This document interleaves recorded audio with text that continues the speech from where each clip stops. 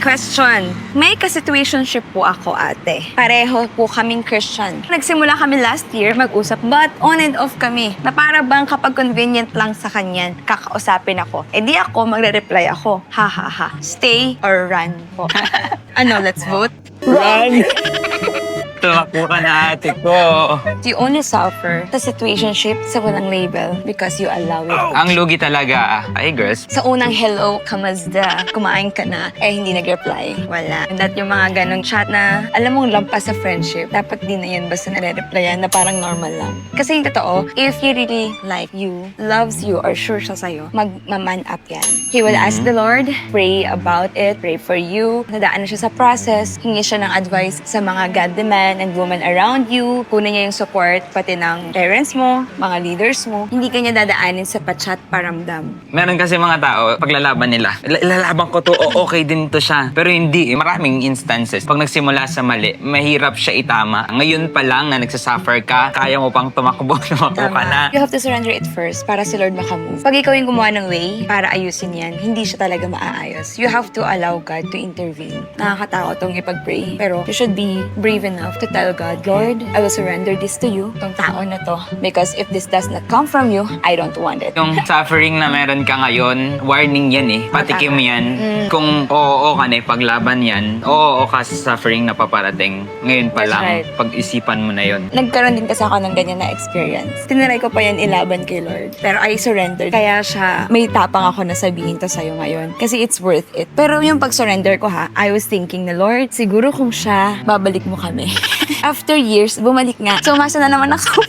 Napahiya lang ako. Kaya lang pala pinabalik ni Lord para linawin sa akin na, anak, sinurrender mo na, isurrender mo talaga. Hindi kinakamusta. Nag-aantay ng comeback. Oo. Kung pwede ko lang sana baguhin yung mga ginawa ko. Kung pwede lang, nakakapagsisi. Pero sobrang gracious ni Lord na buti na lang umabot pa.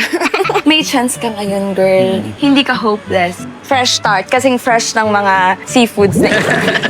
Kung may susunod, learn your lesson na huwag na makipag-chat sa boys ng landian. Kung friends. Parang they know na, ay, itong tao pala na to, hindi siya nakikipaglandian. Oo, kasi I have sobrang to pursue common na her. nun eh. Sa sobrang common niya, magiging very different kapag nag-stand ka. Kaya tama. you will set a standard. Kung ano ang i-aro mo, di yun yung ina-attract mo. I've seen people and experience din na may mga boys na nilalandi nila yung ibang girls. Pero when they've decided na mag-man up, naliligaw talaga sila. Kaya sure ako na pag gusto ka talaga, tas alam nila na kailangan nililigawan ka nila talaga. Paramihan natin yung girls na tutulong sa boys na mag-man up. Ganun pala pag Christian women, sila nakatago talaga sila sa puso ng Panginoon na kailangan kung pumunta sa puso ni Lord. Get the heart of God That's just right. to get them. And if you're desiring for that kind of man, hindi mo yun mahanap Sa situationship. Yeah, makikipag-flirt ba ako?